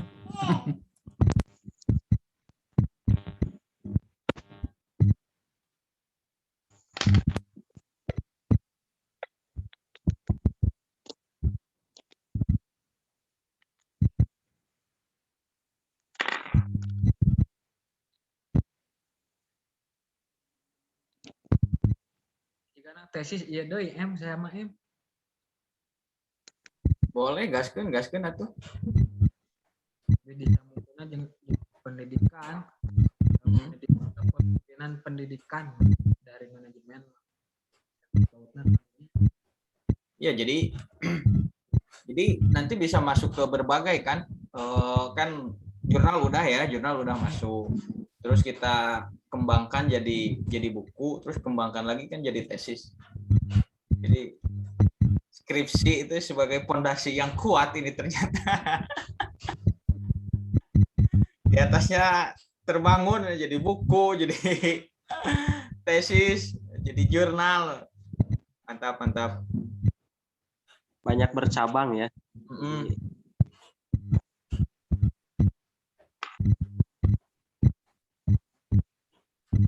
Gimana Kang Rizal? Bentar saya nunggu jawaban dulu Alam-Lam. Tapi ini masih ada tersisa walaupun tinggal 6 orang nggak apa-apa lah. Ya ada Teh Syifa Nuraidah, ini mahasiswa pasca sarjana juga, barangkali mau ngasih tanggapan.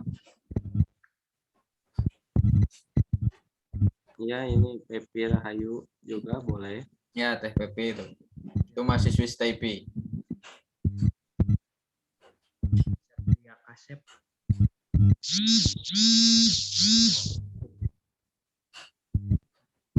Itu Teh Syifa. Assalamualaikum Teh Syip.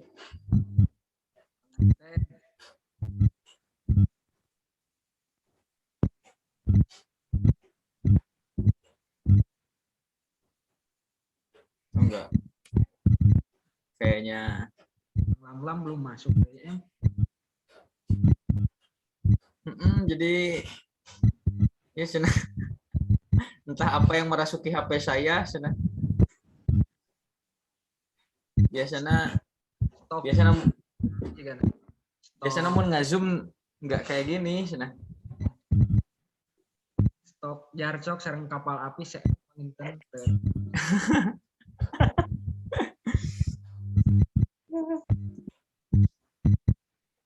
Jarcok.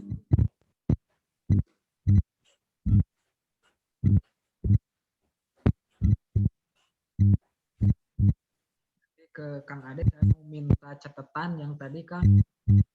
Catatan tadi poinnya. Atau banyak tuh nanti konsep ulul albab dari sudut. Oh siap, nanti catatan saya kirimkan ya.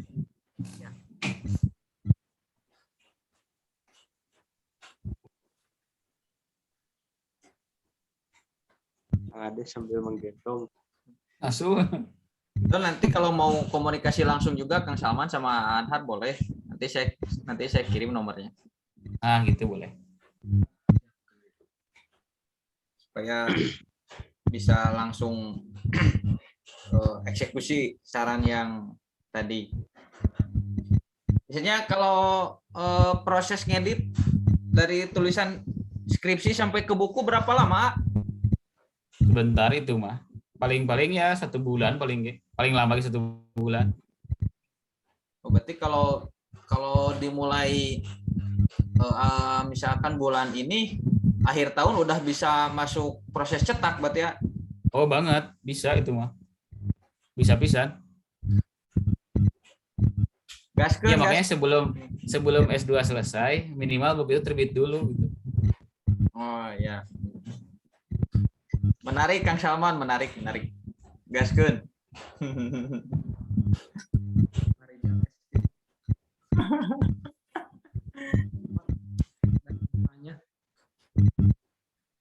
Saya itu Kang Rizalnya, ini cerita aja gitu. Nulis tesis tahun 2013 gitu ya, dulu kan, 8 tahun yang lalu.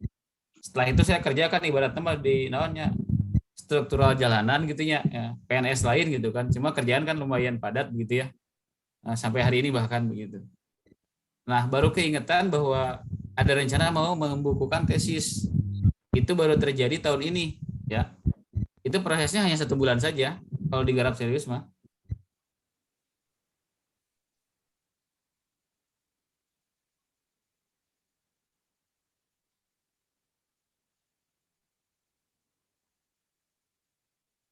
Jadi saya garap ceritanya hampir 3 bukunya gitu kan. Punya orang sebagian sih.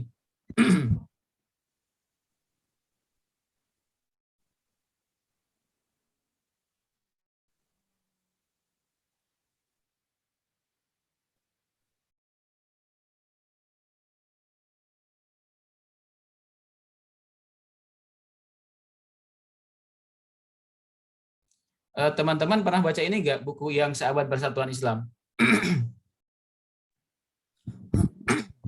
Yang 1 abad yang mana, Kang? Yang 2 pokoknya, yang 2 dari 2 aliran itu. Aliran Ya. yang mudah-mudahan tidak sesat itu gitu ya. Gitu kan. Saya kan punya dua-duanya ya gitu kan. Ada yang pernah baca nggak? Saya baru baca yang itu, Kang, yang provokatif.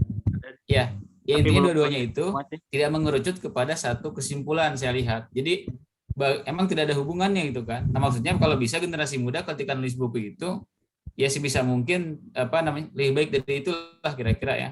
Jadi itu kan hanya kumpulan pikiran-pikiran yang mungkin tercerai gitu ya, yang tercecer begitu.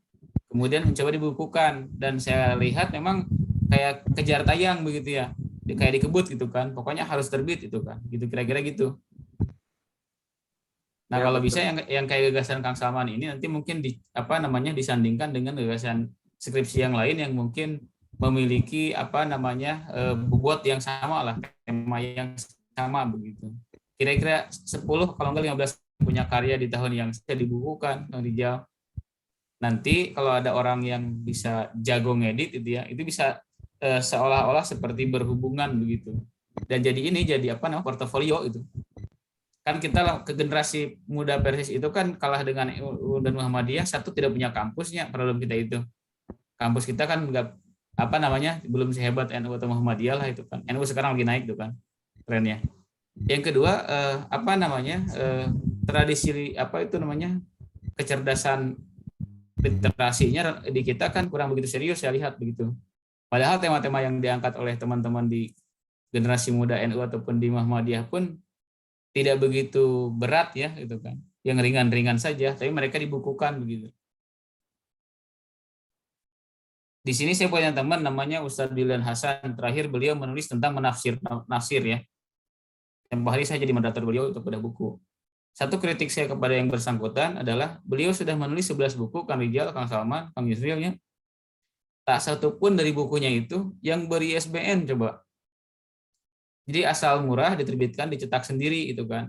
Saya berkali-kali bilang ke beliau, bukan masalah cetak sendirinya biar murah, bukan gitu kan. Tapi kalau bisa buku kita supaya ketahuan ada unsur plagiasi atau tidak gitu ya. Layak terbit atau tidak, pakai jalur penerbit saya bilang begitu. Nah, maksudnya kalau kita ya yang sudah terbiasa dalam lingkar akademik apalagi di Jogja begitu di Bandung, kalau bisa ya lebih baik dari itulah kawan-kawan sekalian. Pernah baca buku yang Ustadz Aceng? Lihat. Ya Banyak pernah lah, banyak kan. Banyak. Pernah, mustahil kan Al-Muyasar Hatam, Ujeng Al-Kafi Hatam gitu kan. Kemudian Al-Hidayah Hatam lah itu wajib hatam saya kira ya. Itu buku babonnya Persis. Coba cek nama penerbitnya nawan. Al-Kafi jeung Al-Muyassar. Al-Kafi dan Al-Muyassar penerbitan naon? Ibnu Azka kan Hah? itu ya? Ibnu Itu Azka. masih mending, masih sudah Ibnu Azka. Coba yang dulu-dulunya apa? Eta teh nih, eta teh publishing, eta teh publishing. Benar kan, Kang Salman ya? Itu kan. Maksud saya hal semacam itu tidak diorkestrasi itu kan, sayang sekali begitu. Di endorse guru besar naon Ibnu Lugoh atau naon sih di Mesir itu kan, tiba-tiba diterbitkan secara cuma-cuma. Maksud saya kalau bisa itu kan diterbitkan secara ini aja itu kan, level nasional lah itu kan, di penerbit mana dulu supaya booming begitu. Padahal sudah dipakai di mana-mana kan buku tersebut begitu. Sayang aja gitu kan, sayang aja. Hazanah intelektualnya tinggi tapi kemudian tidak diorkestrasi begitu. Nah, itulah yang kemudian perlu kita terobos, Kang Rizal, ngomong ke di Jogja kene. Banyak kok penerbit di Jogja yang meskipun dia penerbit indie tapi insya Allah jaringan ke perpustasaannya cepat gitu ya. Termasuk yang saya pakai, Kang Rizal, yang Fatimah Zahra itu milik IMM Yogyakarta dulunya. Nah, itu kan. Nah, itu saya pakai itu karena dia cepat kerjanya itu kan, karena anak muda. Anak S2, S3 UIN mengelola itu, termasuk dia pengelola yang IB Times dia.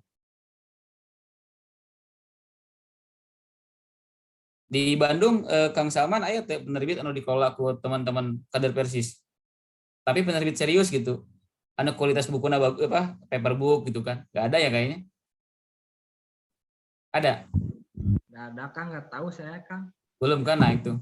Karena mereka itu teman-teman sekalian di jaringan muda dan jaringan muda NU dan Muhammadiyah itu menguasai penerbitan juga, Kang Salman. Gitu. Jadi mereka itu berani menerbitkan buku karena mereka punya penerbitan. Sama halnya kalau kita sekarang lihat kenapa profesor di NU Muhammadiyah itu banyak, karena punya kampus begitu. Kalau enggak mencangkok ke kampus, kayak orang NU kan di UIN gitu ya. Muhammadiyah di kampus Muhammadiyah. Nah, orang kita ya sekelas levelan Dr. Tiar memasa tuh jadi profesor sejarahnya gitu kan. Karena terbuka kampus gitu kira-kira. Dr. JJ masa dia gak bisa jadi guru besar politik Islam atau fikih Islam karena gak punya kampus gitu. Kang Rizal kan bisa bacanya karakter dokter-dokter di UIN yang baru saja jadi profesor itu kan. Ilmuwan yang asatizat di Persis Tarogong Racabango kan ya mungkin hampir sama lah gitu. Dr. Wan Gunawan di Syariah? Ya, Rizal, Israel. Itu anak buah Prof Wawan. Iya, itu profesor coba kan dulu cuman. Maksudnya di challenge dengan asatizat sekelas Ustadz Nasumpena di Garut ya hampir sama mungkin itu kan. Cuma itu dia itu kan, mereka punya panggung teman-teman sekalian. Nah, panggung itu setidaknya kita isi dengan minimal buku dulu lah, kita cetak gitu yang kecil-kecil. Teman saya itu sekarang dia kaprodi di manajemen di pendidikan agama Islam S2 UAD ya, namanya Suyadi ya, Dr. Suyadi. Ketika kuliah beliau itu di Modeli Muhammadiyah untuk menulis tentang rahasia salat subuh tepat waktu, coba jadi buku, jadi portofolio. Maksudnya ya salat kebayangin rahasia salat subuh ya, atau spirit subuh gitu kan, hal semacam itu gitu kan. Bukunya tidak lebih dari 100 halaman gitu kan, dan itu ditulis gitu kan, 100 halaman jadi buku, sampai kemudian hampir 30 buku, sekarang mungkin lebih gitu ya. Nah, maksud saya tema-tema ringan seperti itu aja bisa diterima di penerbitan, Kang Rizal. Apatah yang tema berat-berat seperti semacam ini begitu. Terakhir itu saya coba cetak skripsi kakak saya, judulnya itu Teologi Pembebasan Muhammad Al-Ghazali dan relevansinya dengan tujuan pendidikan Islam. Itu penerbit Muhammadiyah langsung nyantok ibaratnya gitu. Begitu saya kasih, ini saya draft skripsi kakak saya tahun 2008, bisa diterbitin nggak? Bisa, langsung. 1 bulan jadi. Karena bagi mereka itu bagian dari hazanah kan. Penerbitnya semakin ratingnya naik juga begitu kalau kita nerbitin buku itu. Tidak hanya buat kepentingan penulis, tapi buat penerbit juga. Karena penerbit itu kalau dalam 1 bulan atau 1 tahun hanya menerbitkan tidak mencapai target, oleh Perpusnas izinnya siupnya dibekukan. Ya, paham ya. Hari jurnal mah aya nama gampang. Saya ge lamun hayang mah mun hayang dia orang beranya.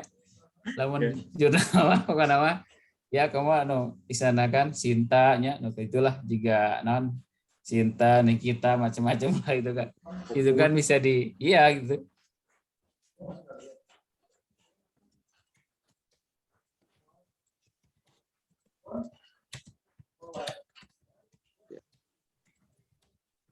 Yusril sekarang masih di Jogja, Kang Yusril. Ya, Kang masih Masih di Jogja. masih Kuliah di- beres S1 S2 Yusril teh. masih S1, Kang. Jurusan naon? Garap skripsi Kang bab 4, Oh. Jurusan naon gitu? jurusan perbankan syariah. Perbankan syariah si Abdul Qayyum ya lain. Kumaha Kang? Si Abdul Qayyum ya soalnya dia teh. Sanes. Pak Abdul Qayyum aya kan, cuman beliau ngajarna teh di MKS kalau pamit telepat. Oh iya iya iya iya. Kemana? Dokter Manajemen baru, Keuangan Syariahnya. dokter baru itu Pak Abdul Baru Qayyum. emang didikan NU beliau mati baheula. Diproyeksi untuk jadi dosen di situ. Ya, Makanya bikin langsung kan dikasih panggung kan. Bikin ya dikasih KMNU panggung kan Kang. gitu. Nah, KMNU Kiai, kan gitu. Iya. udah dipanggilnya Kiai Koyum sama dosen-dosen yang lain. Sengaja itu mungkin calon dekan ke depannya. Cuma mereka bagusnya itu kalau terstruktur begitu. Itu kan. Nah, dulu kan dikuliahkan di Malaysia beliau teh. Angkatan saya juga nih tambah untuk seorang saya etik. Cuma dulu pun kita paham bahwa didikan apa Kiai Yudian gitu kan. Udah tahu lah kita itu kan. Pak Malik Madani anak buahnya itu gitu. Udah tahu. Ahmad Yani Ansori di situ kan.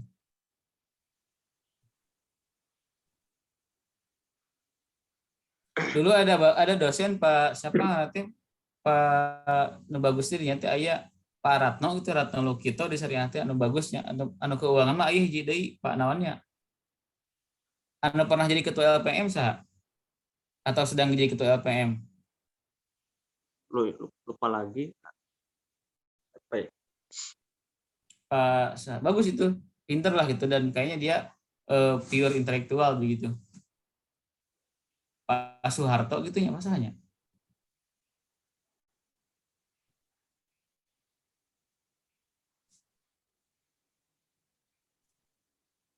Oh ya, ini serial alam-alam udah fix nggak bisa join katanya. Mohon maaf, keluar masuk terus. Padahal dia mau banget katanya join. Anu cenah nggak bisa masuk. Tapi insya Allah nanti kita diagendakan ulang lah ya. Jadi untuk pertemuan kali ini ya nggak ada prolog lah ya, cukup segini. Tapi ditutup aja. Selepas ini kita lanjut ngobrol gitu. Ini menarik soalnya ini. Ya, biar ini ya, nanti lanjut ngobrol, saya tutup dulu ya. Alhamdulillahirrahmanirrahim ya. Agenda dari awal sampai akhir telah selesai ya. Terima kasih kepada Salman, kemudian Kang Ade Rahman, Jazakallah khairan katsiran. Walaupun Kang Lamlam tidak bisa hadir memberikan prolog ya, akan tetapi tidak mengurangi kehidmatan kita, diskusi kita ini pada malam hari ini. Alhamdulillah sangat banyak ilmu baru. Juga di sini saya sebagai moderator, mohon maaf apabila banyak salah kata, kemudian perbuatan, perkataan dan lain sebagainya. Saya tutup saja dulu biar nanti ngobrol secara biasa ya. Wabillahi taufiq wal hidayah. Wassalamualaikum warahmatullahi wabarakatuh. Saya kembalikan lagi. Waalaikumsalam warahmatullahi wabarakatuh.